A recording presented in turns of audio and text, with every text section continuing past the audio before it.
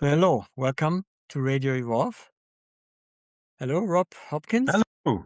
How lovely to see you. Thank you for Yeah, inviting.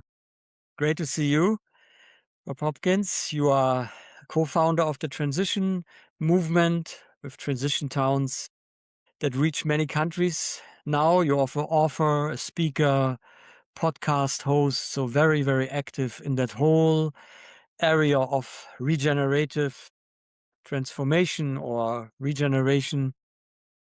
And your latest book is called How to Fall in Love with the Future. And that's also the context that we are speaking, and also our new issue of Evolve magazine, where we are moving with the question, what can we trust in a world that is falling apart? What would you say to that? Whew, it's a big question. What can we trust in a world that's falling apart? I think we can trust the power of communities. We can trust the collective intelligence if facilitated properly through things like citizens' assemblies. I think we can trust critical thinking. I think we can trust passion and kindness as a motivation for the action for activism that we do. There are people in the world who are opinion shapers and writers and journalists who I have learned over the years to trust and whose opinion I really value. I think we can trust that art and beauty and music are vitally important for our well-being. There's a few things to start with anyway. A big question. Yeah, it's a bit how I is know I could give you a much, much longer list of things that we can't trust, but that's not the point of the exercise. yeah, it's a bit a jump start, but I, I was curious. Yeah. And but you taking, I mean, also what you're naming in your answer, you are taking as an activist who is really also engaged since so many years in activism in different ways. You're taking a certain stand, you can say, or approach, also in your new book, um, which is to not only focus on the things that are going wrong or that we could, you know, that could lead to collapse or breakdown in certain ways, but on the future that is possible. Can you say a bit why this is so vital for you to point yourself and others in that direction? I think we, um, since the beginning of the transition movement, there was always an element of visioning, and visioning is important. That we shouldn't just leap in and start doing things without bringing people together to figure out, well, where are we going? What do we want to create? What do we hope this place will be like in the near future if we really push to make that a reality? Um, and then in about 2021, which was 2020, sort of in the middle of Extinction Rebellion, which I think has been an extraordinary movement, and which very much centered on narratives around extinction and collapse. And quite rightly, because I think it's very important that the world has a wake up call to what's going on. But it's not enough on its own. And I was getting a bit frustrated with just reading books by middle-aged white men about collapse and extinction. And I saw this T-shirt a young woman was wearing on a Black Lives Matter protest in Washington, which said, "I've been to the future. We won." And it gave me enormous goosebumps. And it kind of encapsulated for me a really different way of approaching activism that we do. I feel like everybody who is motivated by narratives around collapse and extinction is already on board. Like we've engaged everyone we're going to engage with that, and it's not enough. It's nowhere near enough. It's actually quite a small proportion of the population who can take that sort of information on board and use it and then convert it into doing some action in the world. So it then sent me down this journey, which was also partly came out of the podcast that I did and people that I was interviewing on that podcast of mostly women of color in the United States who are writing about imagination and kind of radical imagination and futurism and time travel in ways that I just found so refreshing and so extraordinary. People like Adrienne Marie Brown and Mariam Kaba and Ruha Benjamin, Black quantum futurism, uh, just blew me away. And so that then I started. I'm sure you've had the same experience, Mike. You know, sometimes you read something or you see something, experience something, and you think, I need to let this change me. Mm. I don't want to be the same after this as I was before. And so I then started doing my talks with this sort of slightly absurd character that I created for myself, where I had was a time traveler who'd built a time machine and who'd just come back from the future that was the result of us doing everything we possibly could have done. And it's so amazing. And I need to tell you all about it. And I found that it moved people in ways that nothing I'd done before really did. So I guess for me, in answer to your question, it's we have been very, very good, I think, in the climate movements at giving people things to run screaming in the opposite direction from, and not so good at giving people things to run towards. I spoke to for my podcast, I interviewed Solitaire Townsend, who does a lot of work around this sort of stuff, and who's also an expert on Shakespearean theatre. She said, as a movement, we've been brilliant at Act One. Act one is the act where you set up the play, you identify the bad guys, you identify the tension that's there. And then we've just got stuck in act one, going round and round, saying it louder and louder and louder. Act two then is when you go on a journey and you meet different people and you find that there's the universe kind of rises up and you to give you support, and you find the inner resources you didn't think you had. And it's about connections and relationships, and that's where that comes from. We haven't been so good at that bit. And when I look back, you know, that often within the climate movement, we have these debates around should we be more like Malcolm X or more like Martin Luther King when we look back to the civil rights movement in the United States in the 1960s, because Malcolm X was more radical. So then that pushed the Overton window, which made Martin Luther King seem more acceptable. And often we just get stuck in that. Should we be more like Extinction Rebellion or more moderate in our activism around climate? But what we often miss out of that analogy is that also within the civil rights movement at that time, you had the Black Panthers who were running free school meals programs, running ambulances into neighborhoods where no one else would go. You had all of that. And you had this extraordinary Black utopian tradition of writers like Octavia Butler and Samuel Delany. You had musicians like Sun Ra and Parliament Funkadelic, what we now look back and call Afrofuturists, who were filling the future with these stories that centered the Black experience and Black futures. And I think we often miss that bit out of the wider movements that we have around climate.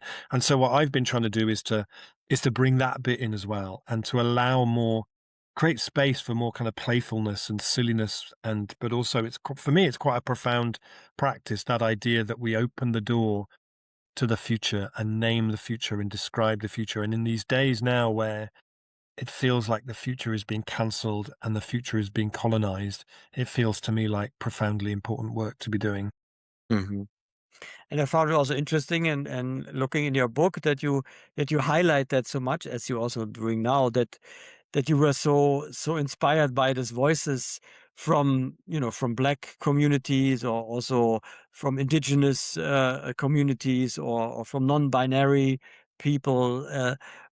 What was your exploration there? Why do you think uh, yeah, what inspired you in that maybe voices or sources that maybe haven't been so much in the foreground?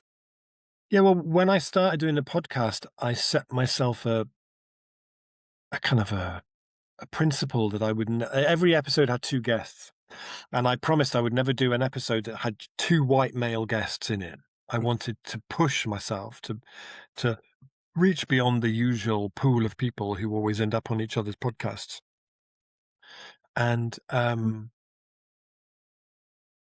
I found this, yeah, like I mentioned before, this extraordinary kind of it's not really a movement. It's like a kind of I don't know if it's even a scene, but it's a bunch of different, mostly women in the US who are writing about this stuff. And I guess for me, it's like I mentioned before, there's lots of books. Most of the books about collapse are written by middle-aged white men like me.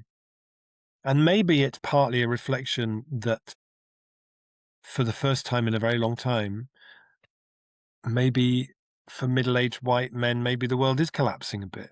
Do you know what I mean? It's like actually the things are shifting around, and so to read things written by people who come from a culture where historically everything collapsed profoundly 400-500 years ago with the mid-Atlantic slave trade and then the vicious kind of institutional racism that has followed in its wake still to this day. But they weren't writing books about collapse and extinction. Mm, They were writing books about imagination and time travel and science fiction as strategy and dipping into the work of Octavia Butler and how she talked about the future and the extraordinary prison abolition movement in the United States, which is such an incredibly generative movement because it says, what if there were no prisons? And then that opens up the question of people say, well, yeah, but if you had no prisons, you'd have to have a very different kind of education system. Yeah, yeah, keep going.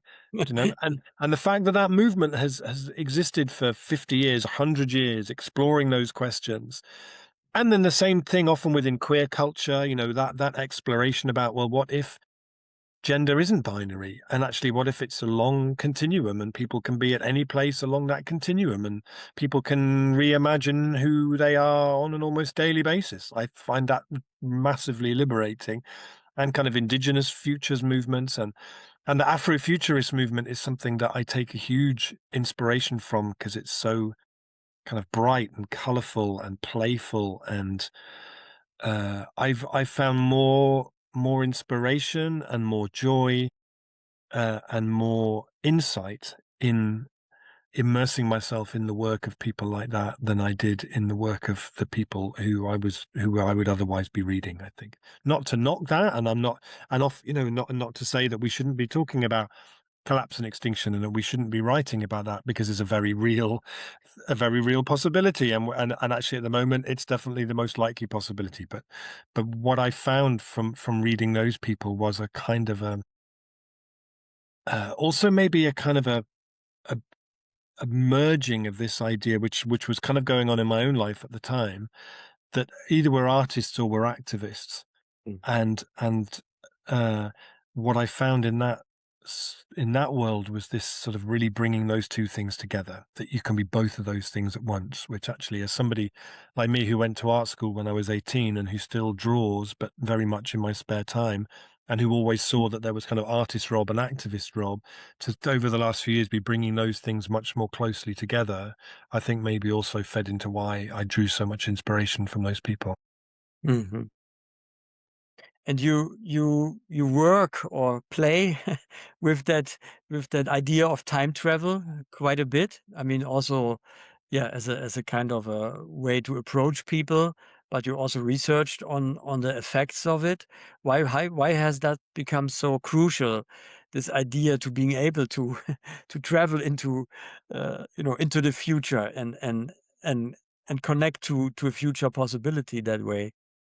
I guess for me, the book asks two main questions. One of which is, what would our activism look like if instead of seeing our role as being to give people enough terrifying information that they'll act, if instead we saw our work as being around the cultivation of longing for a different future.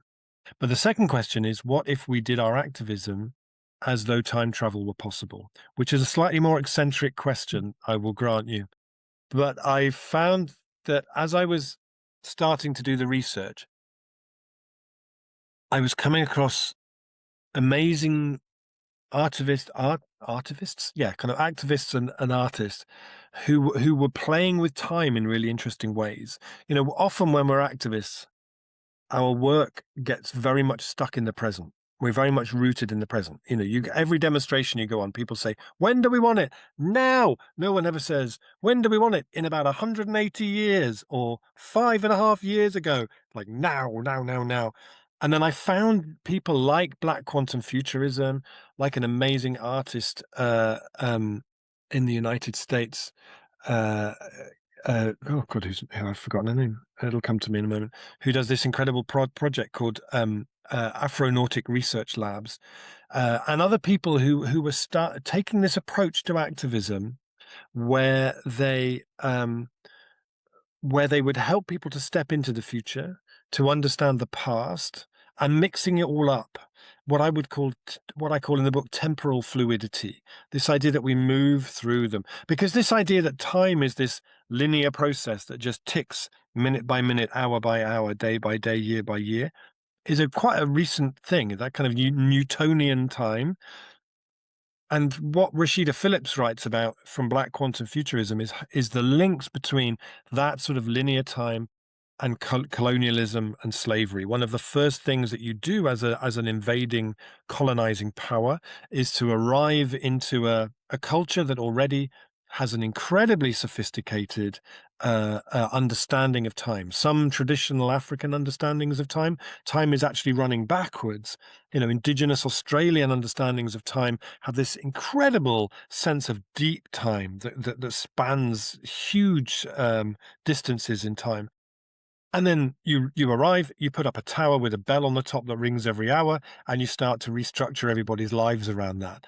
And so she does this beautiful work around reclaiming different understandings of time and how time is used that we live in a society where time is not equally distributed. Some people live lives of extreme time poverty, and other people have plenty of time. I remember reading that before H.G. Wells wrote The Time Machine in 1895, this idea that you might intentionally move from one place to another in time never occurred to anyone, not to Shakespeare, not to Jules Verne, not to anybody. But as soon as he wrote that, everybody understood what that meant. So if I stand, and anything can be a time machine, right? When you write books. So if I stand up in front of 1,000 people and say, this empty jar of honey is in fact a time machine, no one ever says, Rob, come on now. Explain to me the quantum mechanics of that. They say, oh, cool. Where are we going? And there's a huge amount that you can do with that. Because like Bell Hooks said, what we cannot imagine cannot come into being. And if I can use that to to theatrically give people a sense that I have just returned from that future.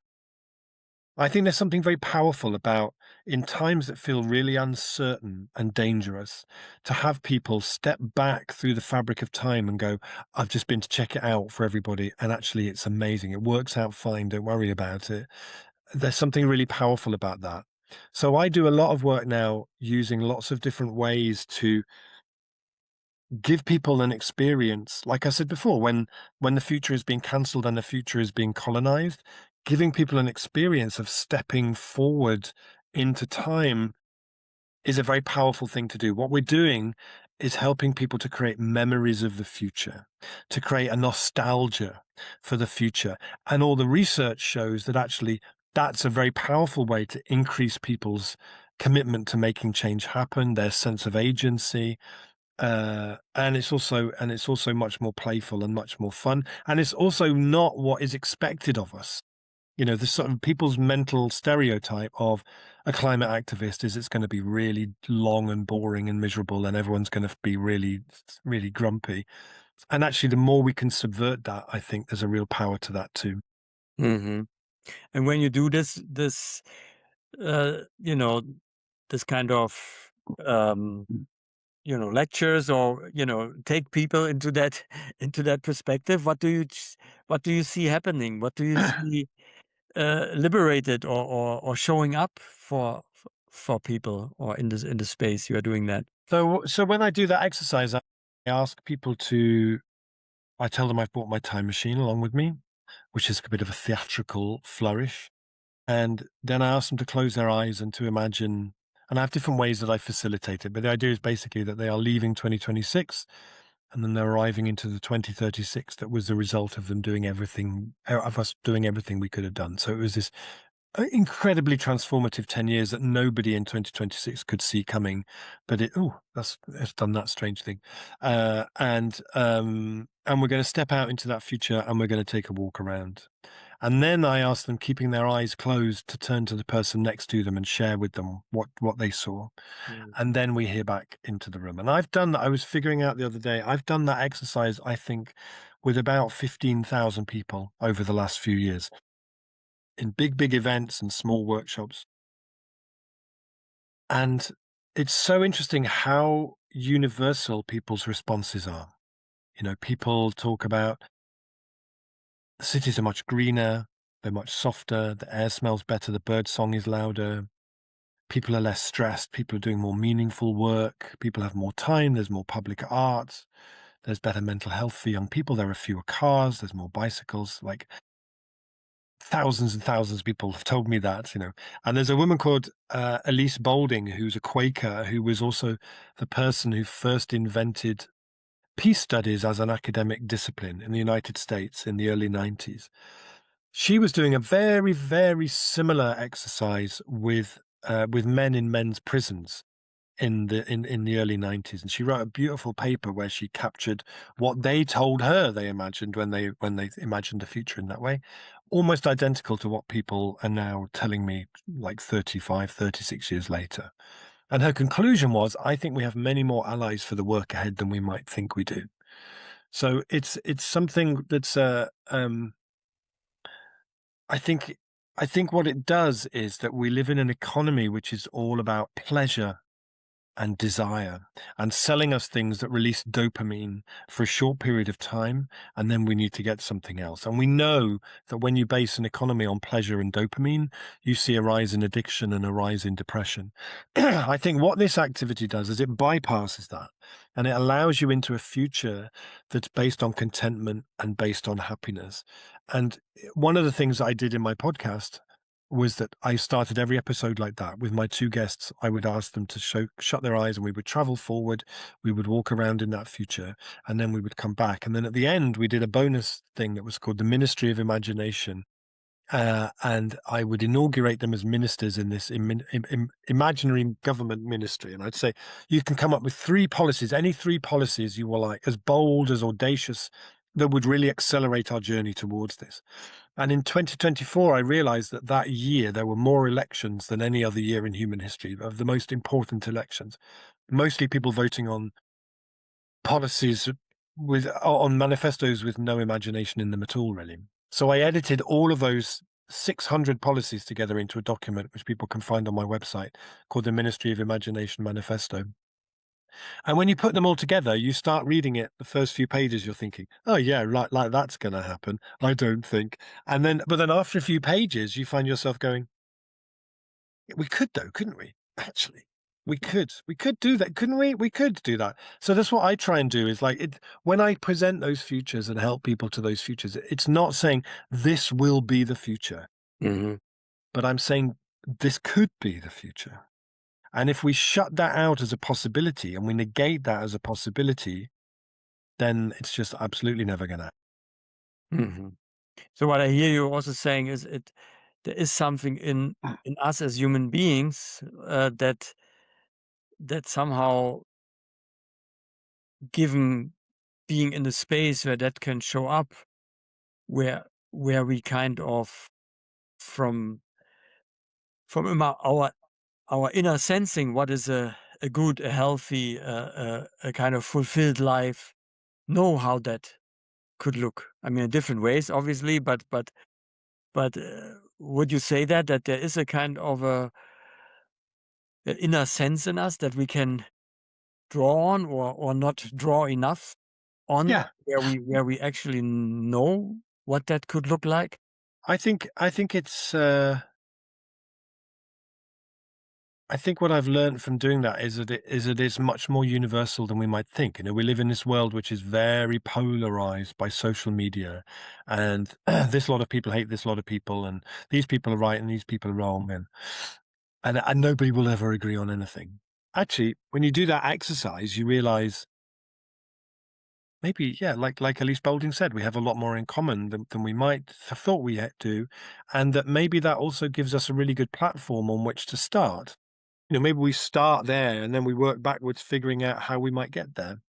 How do you build a good society? Like there's very interesting work by Richard Wilkinson and Kate Pickett, who wrote a book called The Spirit Level a few years ago, which showed that all the things you want a society to do to have lower teenage pregnancy, better education rates, better teeth, better mental health, a better sense of kind of civic cohesion and trust, all of those things improve the more equal a society becomes.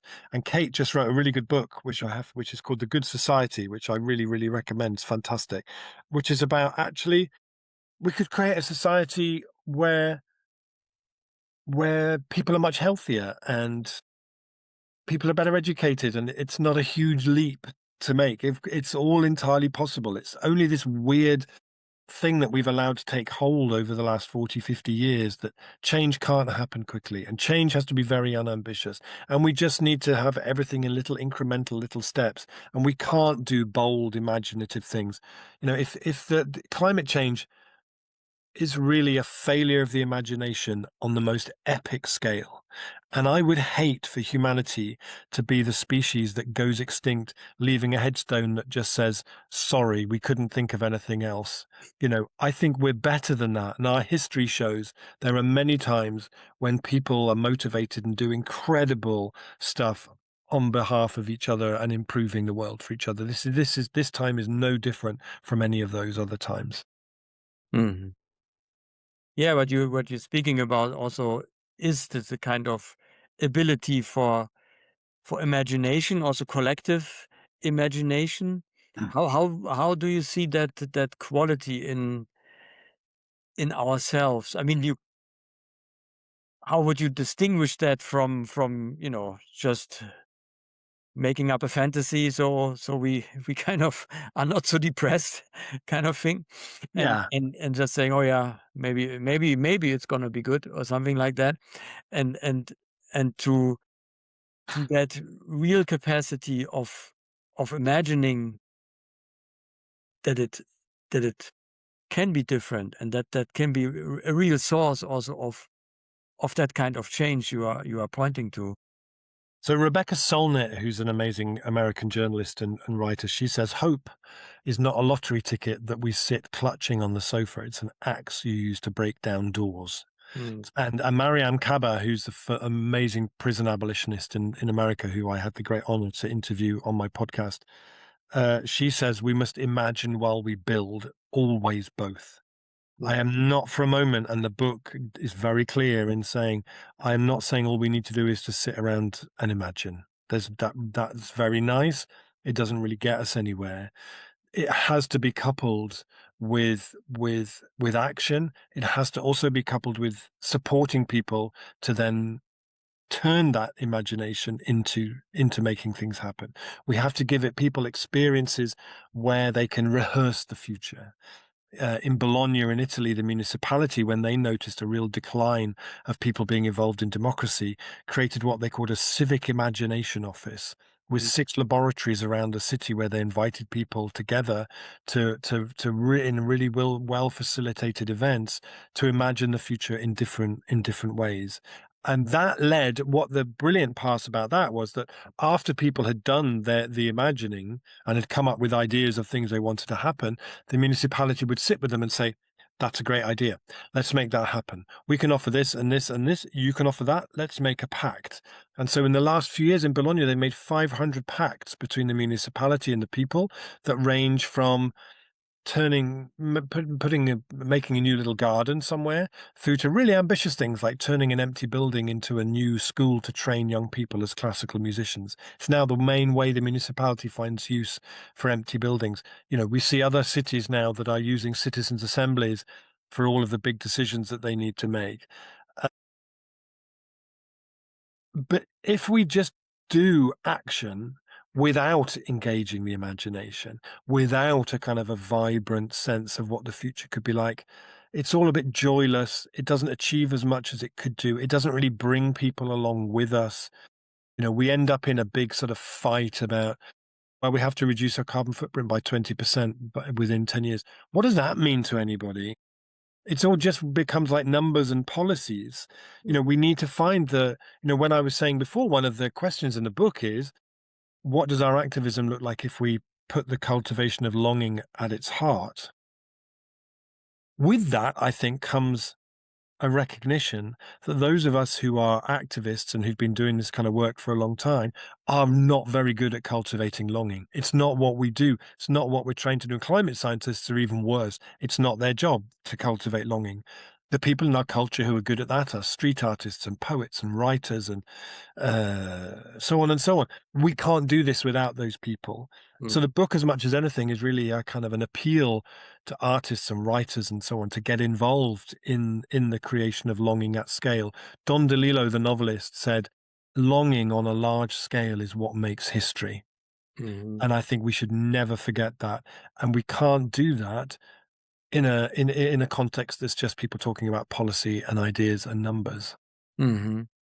Yeah, and I think with that, you also speak something about something that is deeply, deeply there in every human being. I mean, to me, it sounds also like a somehow, a soulful approach, like that this kind of longing for a better future or a healthy life or a kind of uh, uh, a world where life can really flourish is also something that is that is deeply in us, and also the capacity of imagination, like you were just the examples you are mentioning, that there's also something that it's not just a nice tool, this kind of imagination, but it's somehow also what we are made of as human beings, that when that is activated, then we become, we become alive, we become, we shine, maybe you can say. We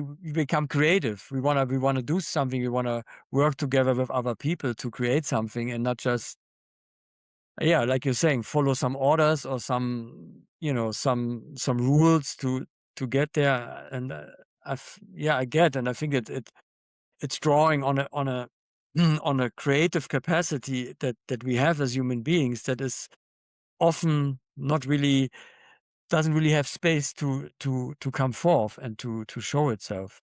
Yeah, I think there's that quote, and I whether I get the name right or the quote right, I might get neither right. But I think it was Emma Goldman who said something like, "If this is a revolution where I can't dance, then I'm not interested." It's like actually, how do we make it feel more like a party than a protest march? And the beautiful thing about imagination for me is it's so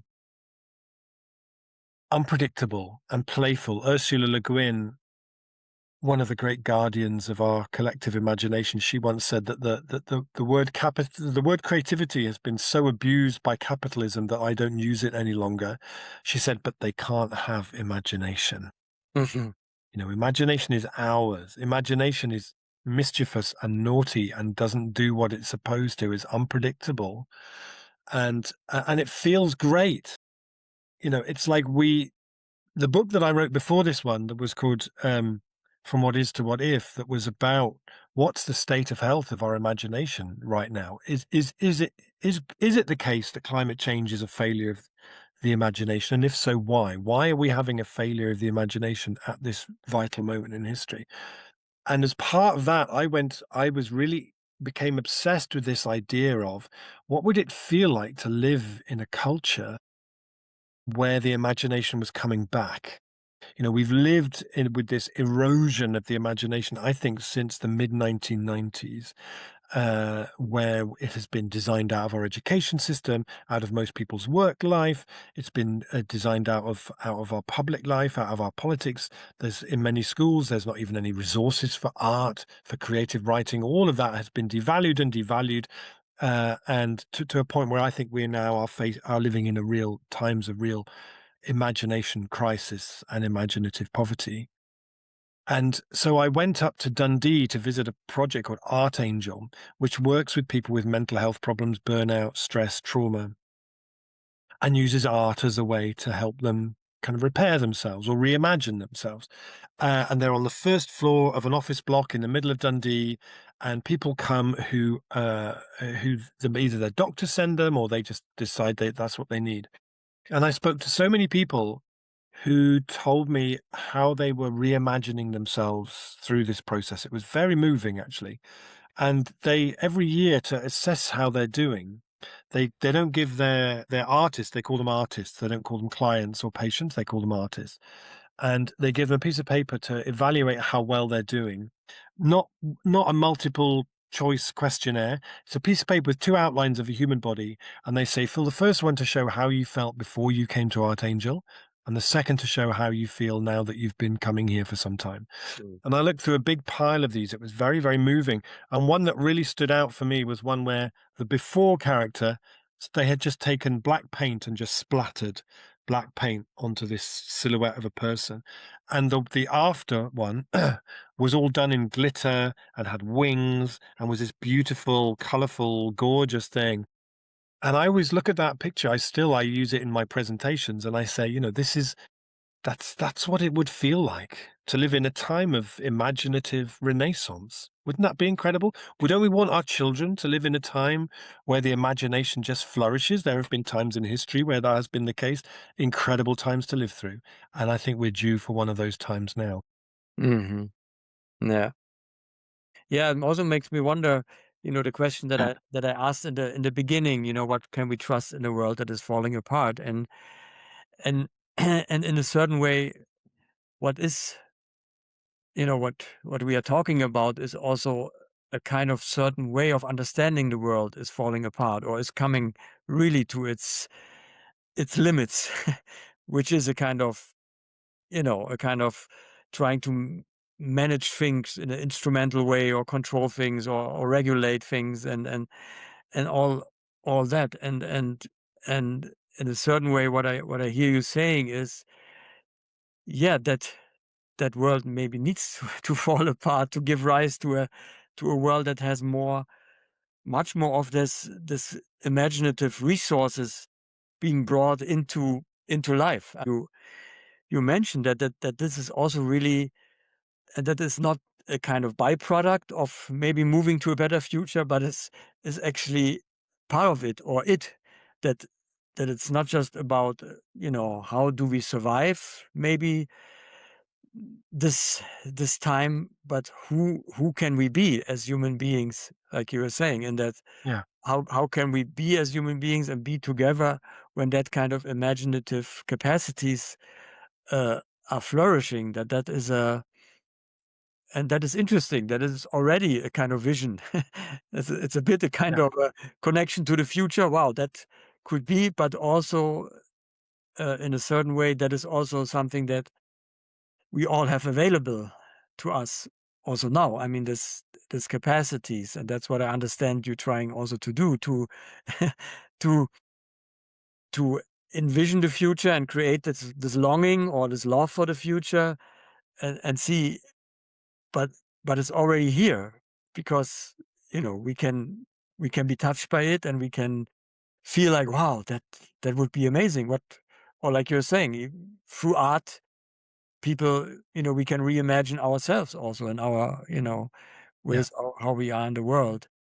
I mean, I think the other thing that I talk about a lot is the fact that the future that we need to create, if you know where to look, is already here. The weak, Mhm. what astronomers would call the weak signals of that future already exist. And I loved a little while ago when they had the big power cut in Spain and Portugal and the south of France for 3 days.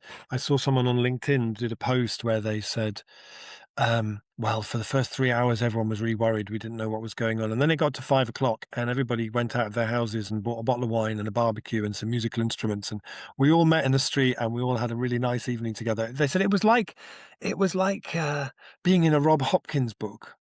And I love this idea that we have a word for it because actually the other way round with dystopian stuff, we have words for it, right? We say, oh, yeah, it was like 1984 or it was like The Handmaid's Tale. We know what that means, but we don't have the words for it the other way round. So it's, but I think it's really important as well to make the point that I'm not saying that through the power of imagination, we can make climate change disappear. We are now so far already into a process. If we had started doing this work 20 years ago when we started the transition movement, if the rest of the world had moved with the same ambition and purpose as we did when we started the transition movement, the world would look very different now. This would have been a much, much easier thing to tackle 20 years ago. We are not now in a time where we can say that that climate change is going to go away. Climate change is with us now. The question is on what scale and at what trajectory, because we know that every tenth of a degree that the world rises pushes another 100 million people out of a kind of a livable uh, context and makes life very, very, very hard for those people. And we're already at 1.5, and people are saying we might hit 2 degrees by 2040 or something like that, which is very, very soon. So, and we have lost things and we will continue to lose some things. So this is not some kind of uh, uh, happy clappy kind of hopium kind of utopian thing. For me, climate, I would say to people, if you aren't regularly terrified about the climate emergency, you are not paying attention. And we really need you to pay attention. What I'm exploring, though, is whether there are different tools that we might use to mobilize people around that. Because this idea that the only reason it's not happening is because people don't have enough information doesn't work. And we need very different kind of approaches. So it's really about what's the most skillful way at this point to put the brakes on. And yeah, we will lose some things. But actually, what some people would consider to be collapse, like you say, is really the emergence of something else. The end, the day when BP and Shell collapse, for some people, is a collapse. For the rest of us, for the biosphere, it's the beginning of something else much, much better that can take its place. So there are things that have to collapse and that we have to get rid of in order to be able to survive on this planet. Um, and we should embrace the fact that this will not be a transition without losses along the way. But some of those losses will be things that we had to get rid of anyway, I think. Mhm. And you're also speaking in your book that this is really also a practice, like to cultivate our imaginative capacities or our ability to uh, to be aware maybe also of the weak signals of the future already now. Can you say more to that? How you see that as yeah how each one of us can move into that practice of uh yeah becoming a time traveler maybe or an artivist. Yeah, well, I think the thing that I learned from writing From What Is to What If is that in our brains, if we're imagining the future or remembering the past, the identical networks happen. It's the same parts of the brain. The hippocampus is the part of our brain where the imagination and our memory both come from. It's also the part of the brain that is most vulnerable to cortisol. When we are stressed, anxious, in trauma, the hippocampus can shrink back up to 20%. And when that happens, we lose the capacity to think about the future in positive and hopeful ways. So when we are trying to imagine the future, it's our memories that help us to create that vision of the future. So if we just watch Fox News all day and then someone asks us to imagine a low carbon future, that's really hard because we've got nothing to work with. We've got no materials. Uh, we're going to the cupboards of our memory and looking through, and we can't find anything at all. So it's why one of the most powerful, I think, and important things that we can do is to find those stories of things that are already happening. So I try and get as many of them in the book as I can. Well, of course, we can change the way that our towns and cities feed the schools because they're doing it in Montsart too in France. We can create whole neighborhoods where there are no cars because that's what they're doing in Freiburg, in the Vauban. We can create cities with the most astonishingly good cycling infrastructure because that's what's happening in Utrecht and Rotterdam and Amsterdam and Copenhagen and increasingly in Paris. And we see all the benefits that then come with that. So we're living in a time, I think, where Silicon Valley and and governments like to tell us that we have to spend billions and billions on innovation.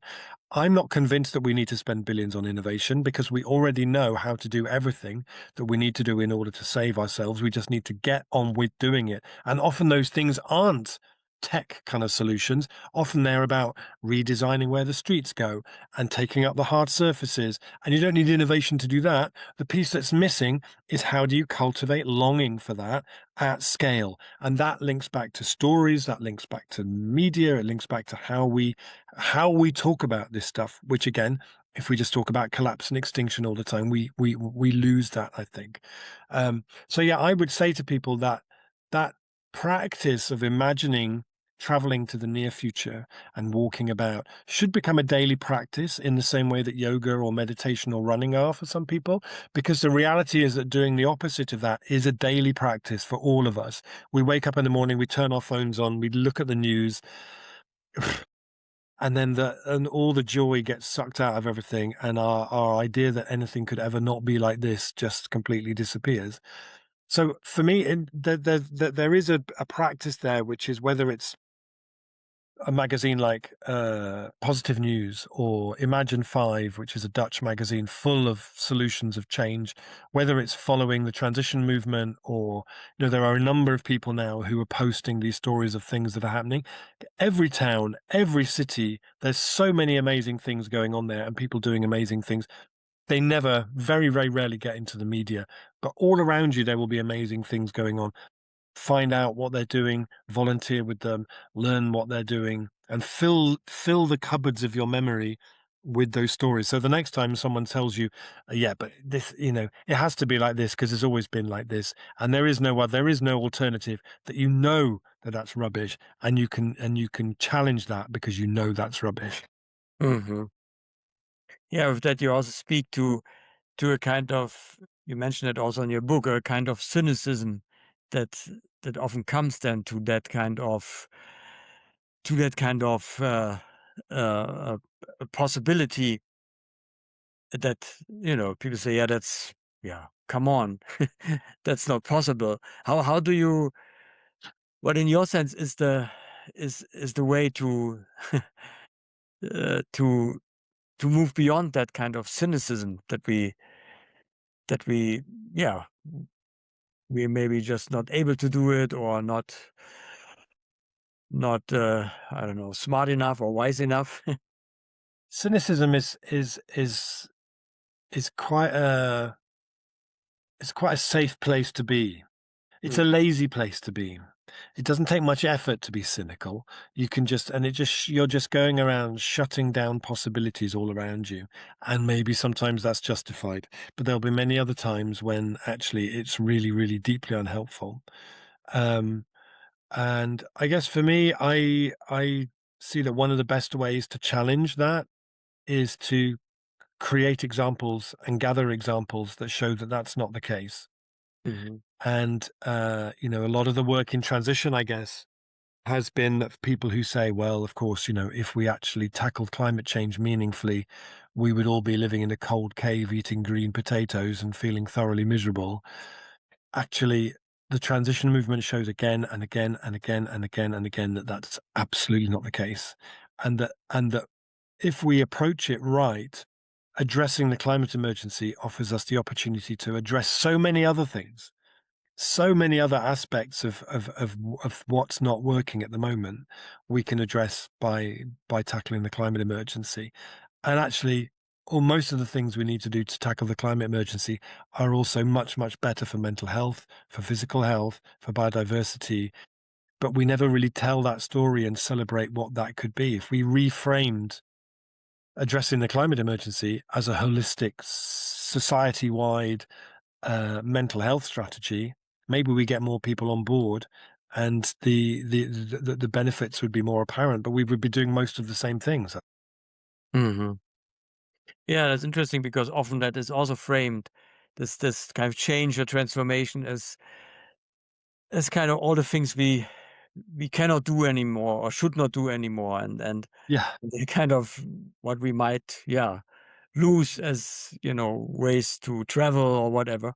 But to tell the story in a different way, what we can actually get to say, or what we yeah. can actually, the richness in which we can move into as human beings. And also I think that's really true, that it's often also very compartmentalized, the climate the climate issue, so to say, and then other environmental issue, and then mental health, and then uh, economic inequality, and racism, and but It's all the same thing. it's It's all all the one same thing. thing. You Hmm. know, when you go to so I mentioned before about like Utrecht.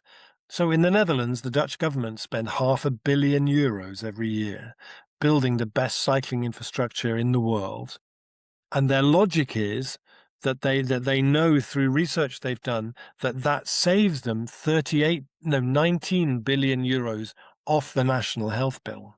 Hmm. People in the Netherlands live 6 months longer than the European average because of that.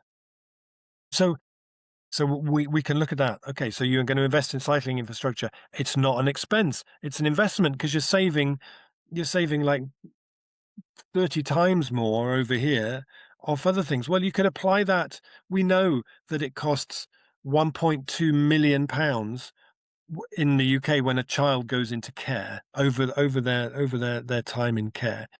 I can't even remember how much it costs to put somebody in prison. I think it's like 50, 60,000 pounds a year to have somebody in prison. But we know that if you invest in the first 5 years of a child's life with good, nutritious food, with support for parenting, with all the support that is needed educationally, it makes the most enormous difference later in life. It makes a hugely reduces their likelihood to be offending. We know that most people who end up in prison, something like 70% of people who are sent to prison were homeless in the 6 months before they ended up being sent to prison. So it's not like you say, well, we are going to have housing strategy over here, mental health strategy over here, and food policy over here. They're all part of the same thing. We can't look at all of these things separately from each other. If we want to build a good, healthy, well-nourished society, you have to we seem to be able to spend billions of pounds having wars with people, but not invest any money in doing anything that actually teaches people the skills to manage conflict and have that as part of our education system. And, it's like we've got it all wrong. And it's not that difficult to figure out how we could do it much better, I think. Hmm. Yeah, and it's interesting that is the power of imagination in a certain way to open the door wide, like Yeah. imaginative is not like, oh, maybe let's do a little bit here, and it's like, wow, that's that's I mean that's why, yeah, it has this power. It's like, maybe let's rethink the whole thing, or Yeah. reimagine the whole thing. And I think that's not a kind of, yeah, it's not a kind of mental only strategy. uh, Rational approach is more this kind of also artistic and somehow wholeness oriented approach of of reimagining the whole uh, way of how we are as human beings. And I think that's a real, yeah, that's a real power to. Yeah. It's one of the things that I learned when I was writing From What Is to What If was that the imagination loves limits. Hmm. That actually we look at limits as being a bad thing and somehow a constraint. But actually, if you look at things like there's a very famous English children's book called The Cat in the Hat by Dr. Seuss, the man who wrote The Grinch and The Lorax and these stories. And he wrote a book called The Cat in the Hat, which just uses 50 words. And he said that actually when he put that limit on himself, it made him so much more imaginative. When you study improvisation, the teacher doesn't just say, make up a story. The teacher will say, "Mike, you're getting onto you're a bus driver. You've had a long day. You're really tired and grumpy. You just want to get home. And Rob, you're getting onto the bus with a very large musical instrument. Go." And you have to make up a story, but you have the limits there, and it helps you to do that, right? And it's why donut economics, I think, is such a brilliant concept. And I've seen it again and again in workshops with donut economics that it identifies the sweet spot. It identifies the limits. It says we can't keep doing what we've done before because we are pushing it into all these planetary boundaries. We can't do that. And we have to protect the social foundation so people have well-paid jobs and people are able to live good lives. So in order to do that, we have to design and be brilliant within this sweet spot here, what Kate calls the donut. And I've seen it again and again. When you identify that space, people are so imaginative and so they come up with so much better ideas than people like Donald Trump, who imagine there are no limits and are therefore among the most profoundly imagination bereft people in the universe. The imagination loves limits, and we have to recognize that if we facilitate it properly, people are capable of brilliant leaps of imagination, even in times that are as challenging as what we're facing right now. That's interesting. That also somehow that the imagination also needs the resistance of the concrete or of of Yeah, something that is actually where you see like, oh, wait a moment, this could be really different, yeah. and then move into that. My favorite definition of imagination is by John Dewey, who was a philosopher and an educationalist. He said, imagination is the ability to see things as if they could be otherwise. Mm. And if it feels like if there's a superpower that we need right now, it's the ability to see things as if they could be otherwise. Mhm. Yeah. Yeah, and coming back also to where we started with this questions, what can we trust? It feels to me also that there is a source of trust in a way in that imaginative capacity and this kind of longing that also trust that there is something to reach for in each other and in other people. I mean, because you said also it's so polarized, often the discourse and everyone is kind of, yeah, different opinions, fighting each other and all of that, and it somehow feels hard to reach each other and things like that. And I feel what you were saying, or what I'm getting also from our conversation, is that it's also something really to it's also a leap maybe of imagination to trust that this is there in us, in us Yeah. human beings, the capacity to long for a better future in that way and to participate in it and to participate in imagining how that is and build it together. When I was doing the research for From What Is to What If, I interviewed a woman called Dr. Marjorie Taylor, who is a professor in the United States who has spent the last 30 years doing research with children between the ages of 3 and 5, kind of assessing their imaginative capacity, how imaginative they are. And she said to me, "I've been doing this work for 30 years. I haven't seen a change." So between 3 and 5, our children have these very, very active, very vigorous imaginations. We're born with them, right? It's like if you ran a kindergarten for 3-year-olds and none of them had any imagination, you give them a piece of paper and some crayons, and they would just go, I don't, I don't know what to do. We would think, oh my God, this is terrible. What's going on here? What has happened to these children? Having a kind of active imagination where you give them a cardboard box and they can turn it into a spaceship or a house or a palace or a submarine or whatever. We see that as just natural. That's how kids are, right? Mm.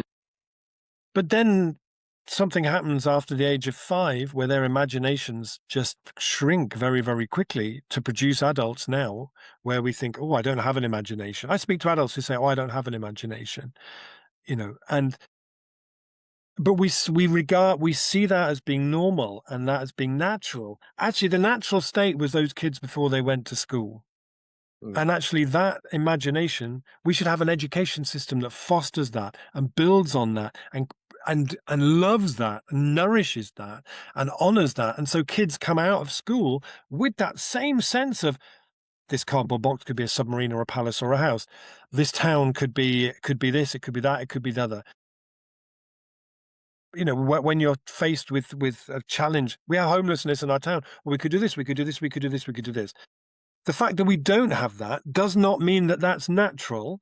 That means that we are living in a culture that doesn't respect the imagination, gives no priority to it, and people live lives of imaginative poverty, and that's not normal. Which is why when people get the opportunity to do improvisation, or to join a theatre group, or to join an art class, or to write something, and it's why it feels so good. Like the imagination is it's like us. For me, a vigorous imagination is an indicator that everything else is in good balance. It's Mhm. a kind of something that accompanies us being in good physical and mental health, is that we have an active imagination. And if we don't have an imagination, it doesn't mean that it's normal. It means that a certain set of conditions imposed around us have caused our imagination to contract and dwindle, and we need to fight really hard to claim it back. Because once a population loses its imagination, we are in a whole lot of trouble. And I think it's what we're seeing now happening in places like the US, where you've had since the 90s this kind of concerted kind of erosion of the imagination, the devaluing of the arts, the defunding of the arts, and all the other factors, the rise in stress, the rise in cortisol, more and more people feeling precarious. We live in a kind of cortisol economy, which is profoundly damaging to the human imagination at the very time when our survival depends on us being as imaginative as we could possibly be. Mhm. Yeah, I think that's very powerful because it shows uh, the kind of crisis and turning point we are in, and in a way, it also shows the possibility. I mean, I think it remembers me. There's this German artist, Joseph Beuys, who said every human being is an artist, and I think he meant it that way. That we all have that creative capacity, and that is actually the strongest capital, the strongest resource of a society to create to invest in. And I think there is so much truth in that, in the way you are saying that to nurture that is not only a way to find new ways how to deal with all these challenges we are in, but to actually liberate who we are actually as human beings, and the kind of happiness and joy that then comes from that, and also the ways of community, how community becomes possible when we do this together. Like Yeah. you're saying, when we do this kind of creative things together, it's just so much fun and so much Yeah, joy. and you can look back at certain kind of times in histories, often kind of around the times of revolutions, when there is that sense that anything is possible. I love reading stuff because it's the year I was born, but looking back to the student revolution in Paris in May 1968, and how that was that whole revolution that came within a day of bringing the government down in France. That revolution was all framed around the imagination and this sort of the incredible like workshops of people printing these beautiful posters that were put up all around the city, and the role of music and poems, and people like the couple were just having debates and conversations in cafes and on street corners, and well, maybe we could redo that, and we could, and that sense of possibility, that actually we can reshape and retake that. I want to experience that now. I want my kids to live in a world that feels like that. They tend historically to be quite brief periods of time, but quite extraordinary periods of time. And I think just the fact that, we need one now. It's time for another one of those. Mhm. Yeah, very much so. I'm just remember as I grew up in East Germany, and I also had that sense after the wall came down, there was this opening of Of course, possibility. yeah. How could it be now? How this kind of imaginative space opened and it closed again, but there was this kind of excitement. Wow, maybe we could create a whole new society, and I think to draw on that is so important now. Yeah, yeah, Yeah. absolutely. So Now's the thank you time, very Mike. much. Now's the time. Yeah, thank you much. Thank you very much, Rob. I My really total enjoyed pleasure. that conversation. Me too. Thank you. Pleasure.